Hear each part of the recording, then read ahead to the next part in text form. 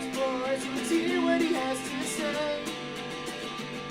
His name is NetsBoy, he thinks the world is all over when the Nets just can't play. What up, Net fans? NetsBoy here, bringing your latest in your Brooklyn Nets news. Okay, this is not the Goodbye Brooks song. I know I might have said in my last NetsBoy episode that was going to be the next episode that I was going to post, but I'm still working on it. There will be a Goodbye Brooks song. I promised, people that I will do it, and I am a man of my word. I'm just, like always, like I say in every episode, just a little busy, and I'm not yet done with the song. Some songs, for me, especially when they're fun and jokingly, take a matter of a day to write, and some songs, like in this case, this one, it's taken me a little bit longer, but I will get to it, so don't worry. No one start rioting or getting upset. I will get to the song. I'm just, like I said, a little bit behind. But, I have some of it. But completely side note, I decided to do a NetsBoy, though, because of how much the Nets have really been in the news lately. At least, not necessarily like major news. Obviously, the major news is Kyrie Irving wanting to leave the Cavs. I mean, that's huge news. But I'm talking about, like, the Nets have been involved during this NBA free agency, but not really via free agency. More or less via trades. So let's just look at what the Nets have done so far, and let's take a look, and we'll see, what I think. Right off the bat, the Nets made a great trade, and I am very pleased with this trade. Trading relatively useless Justin Hamilton to the Raptors for Demarre Caroll and a first-round draft pick and a second-round draft pick. I mean, this is a great trade. And I think the Raptors ended up waiving Hamilton anyway, so he's a free agent, and who knows where he's going to go. But this is a great move by the Nets. Once again, Sean Marks is doing the whole give us assets and we'll take on a bad contract strategy, which he did later on, again, which we'll go into just in a second. He did it with really the Lopez trade. Even though it was a really good asset, the Lopez trade was really, hey, listen, you have Timothy Mozgov. You don't want him. We'll take him, but you give us a potential star in D'Angelo Russell, and we'll give you Brook Lopez. And the Lakers jumped at that, and like I said, I'm obviously upset that Lopez is no longer on the Nets. But when I look back at that trade, I think that's a trade that was needed to be made if that option was on the table. I think 9 out of 10 times, if you're Sean Marks, you have to take that option. Because as much as Brook Lopez was my favorite player, and as much as Brook Lopez is an all-time great Net, and as great as he is, to get a possible star player in D'Angelo Russell, I mean, I think in 3 to 5 years, D'Angelo Russell is going to be a top 5 guard in the league. I personally do believe that. Whether he's going to be a top 5 player, no, but a top 5 guard. When I say guard, I mean point guard or shooting guard. He's a top 5 in 3 to 5 years, in my personal opinion. I see him as a 25.7 6 or 7 assist type of player playing about 42 minutes, 40 minutes every night. That's the type of player I see D'Angelo Russell, and I think that is a great player to have, but he still needs to develop. He still needs to get more mature, and he still needs to figure it out, which is fine, because I think he's 22 years old or something like that. Not even. I think he's 21. He's still very young, so not worried about that. My point is, though, the Demarre Caroll trade was great. Obviously, having Demarre Caroll for another 2 to 3 years ain't the end of the world. It's a big contract, but the Nets aren't going anywhere. They had tons of cap space, so why not? And Demarre Caroll is not a terrible player. Last year he had a lot of injuries and inconsistent playing time with the Raptors, but this is a guy that is a quality starting small forward, I feel, in this league. And, I think he's a good fit for the Nets. You're going to have a bad contract, but whatever. The real reason for this move was not Demarre Caroll. It was the fact that they got a first-round draft pick next season, which is lottery protected, but I'm pretty sure the Raptors are going to make the playoffs next year. So I think it was a good move. You're getting a first-round draft pick next year. It's going to be a pick in the 20s again, but, whatever. It's a draft pick. They got a second rounder as well. Second round draft picks are always crapshoots. You never know what's going to happen, but who cares? You gave up Justin Hamilton for it. That in itself, I mean, you would never imagine getting Justin Hamilton, a first round draft pick for Justin Hamilton in any situation at all. The fact that they got Justin Hamilton, a first-round draft pick, a second-round draft pick, and Demarre Caroll for Justin Hamilton could be one of the most lopsided trades I've ever seen. Now, obviously, the Raptors did this move because they wanted to get rid of Demarre Caroll. This is literally like a legitimate I don't want you on my team. If I'm Demarre Caroll, I would be relatively pissed off by this move because, at the Raptors, not at the Nets. But if I'm Caroll, I'm like, damn, you wanted to get rid of me so bad that you threw in 2 picks, a first rounder and a second rounder, for a guy who will be nothing more than maybe a third string center. Like, I'm a borderline all-star. I once was a borderline all-star. 2 years ago with the Hawks, they said that he was a borderline all-star. But, I'm a regular starter on most teams, and you're going to trade me away from a guy who played most of his career in Europe? Like, hey, I'm not complaining as a Nets fan. I think that's a great move. And once again, I get it. The reason was the salary. The salary was really big, and now the Nets have whatever. Who cares? The Nets got another draft pick. So that was a great move by Sean Marks. And then he, later down the road, swings another, I don't want to say salary dump as much as it a salary switch between, to get Allen Crabbe.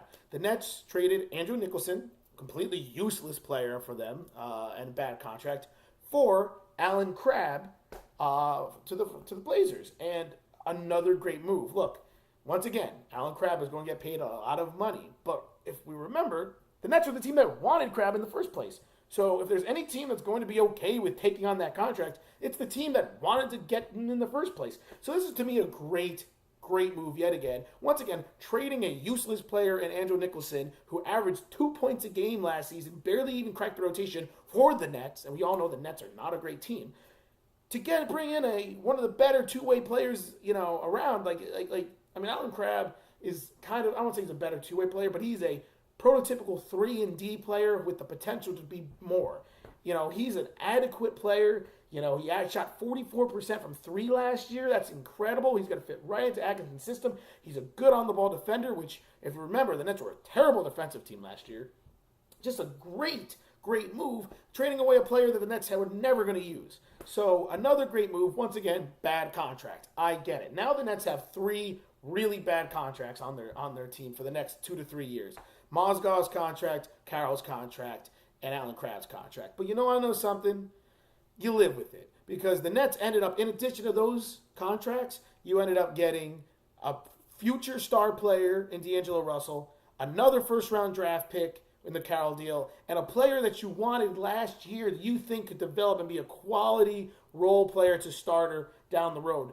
Fantastic moves by Sean Marks, in my opinion, so far during free agency, or during the offseason, really, because the Nets really haven't gotten any free agents. If you look at the free agent moves the Nets have made, they re-signed Kilpatrick and Joe Harris, brought him back in. Same thing with Quincy Acey, brought him back. They let KJ McDaniels go, and that's it. They haven't brought in any other new free agents. Like if you look at this team right now, they haven't gone out there and got any free agents yet. There's been no free agents say, hey, let's go to the Nets. They took some swings and misses on players like Otto Porter Jr., they went after J.J. Redick, and they missed, like always. But great, in my opinion, moves by Sean Marks. But now here's my problem with the moves that Marks has made. There is no balance to this team at all. As it stands right now, you have a team that they're 9 guards deep, and they have 5 bigs. Look at this team right now.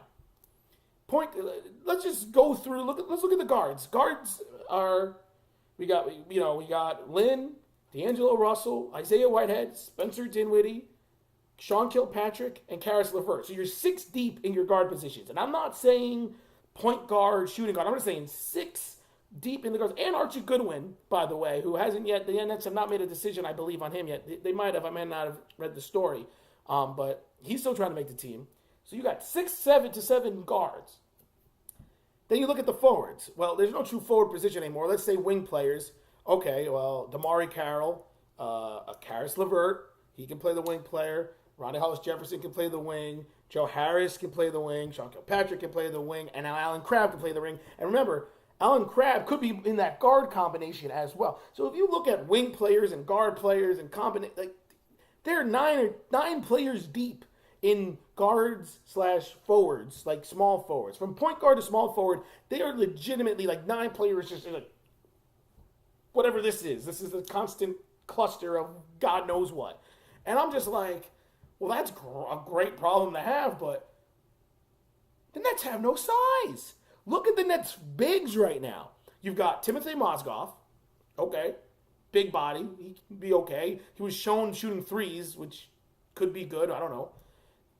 Jarrett Allen, the Nets' 22nd overall pick, the Nets' first-round draft pick this year, he's going to be a good big. Trevor Booker, okay, he's good.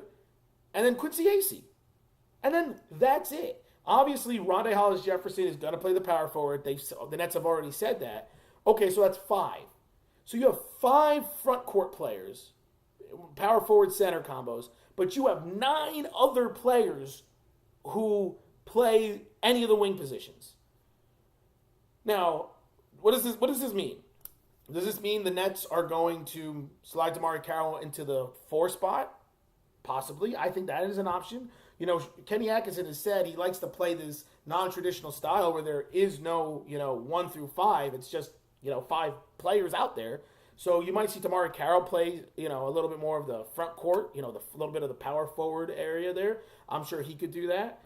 You're obviously going to see a lot of these guards like LeVert and Kilpatrick sliding to the small forward spot. I get it. But the truth is, the Nets still need size. They have currently 14 players under contract, I believe.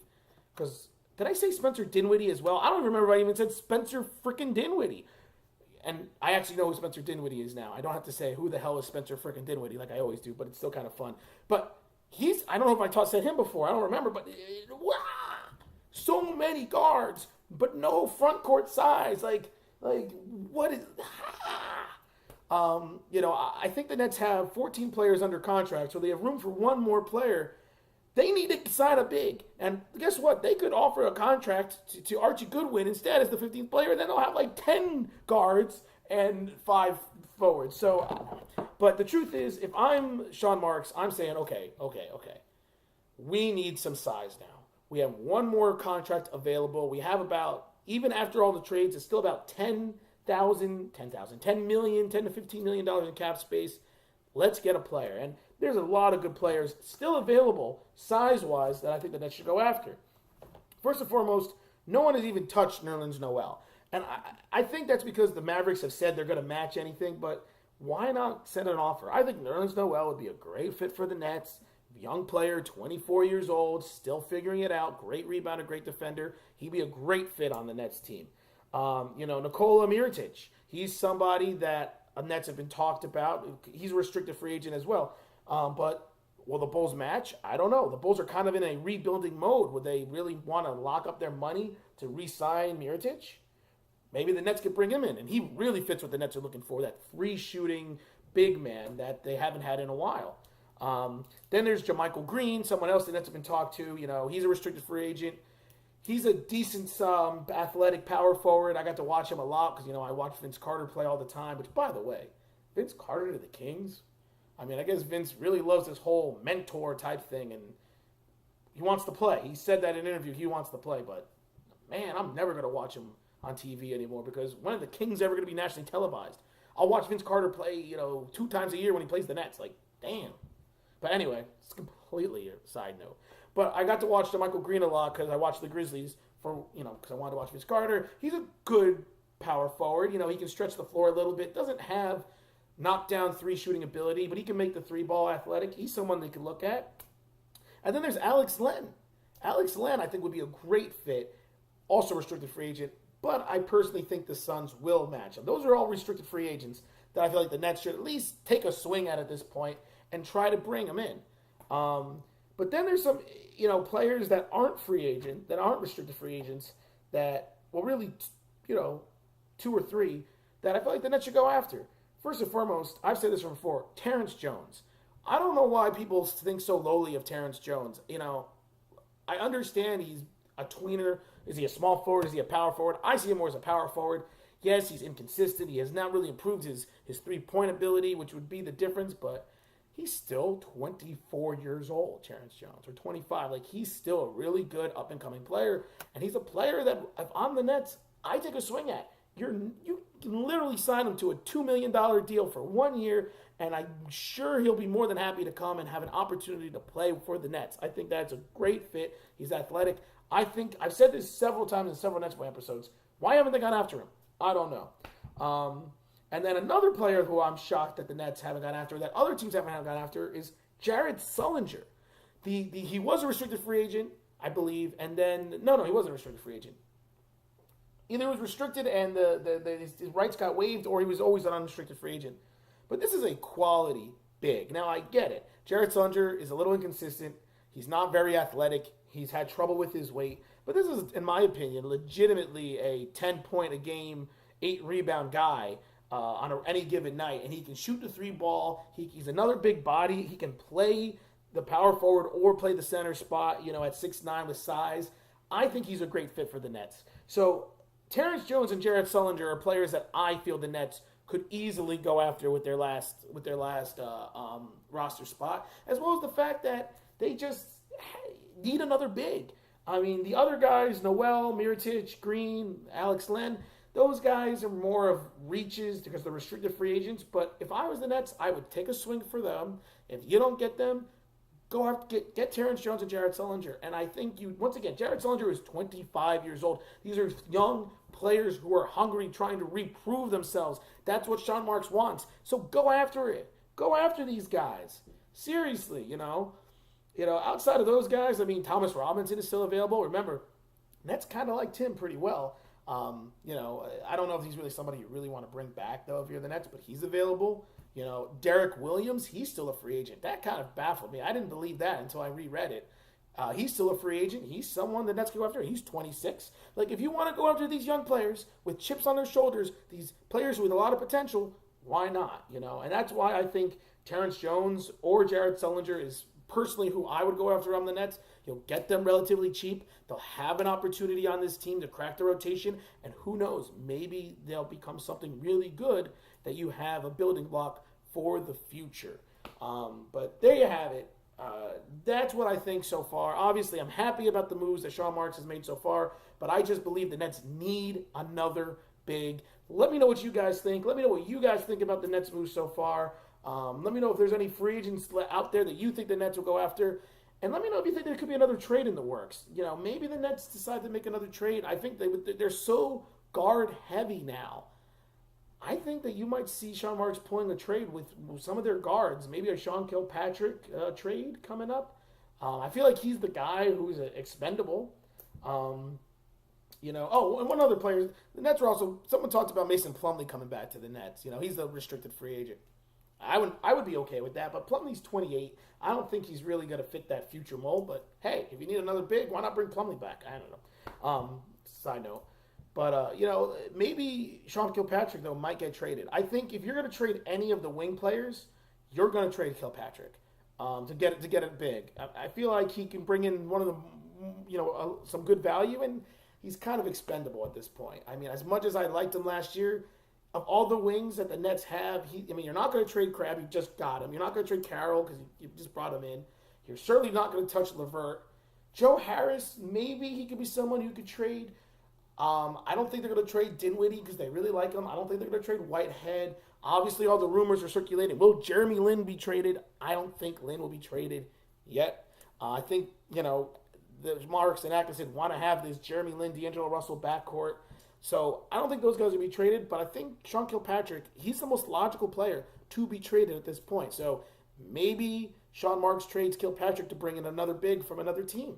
But personally, I would just keep this team and go after Terrence Jones or Jared Sullinger. So once again, let me know what you guys think. Post below, comment below, share the videos, and keep your eyes open for the latest NetsBoy episode. Hopefully I get this Goodbye Brooks song done sooner rather than later. So keep your eyes open for that as well. So until the next time, this is NetsBoy signing off.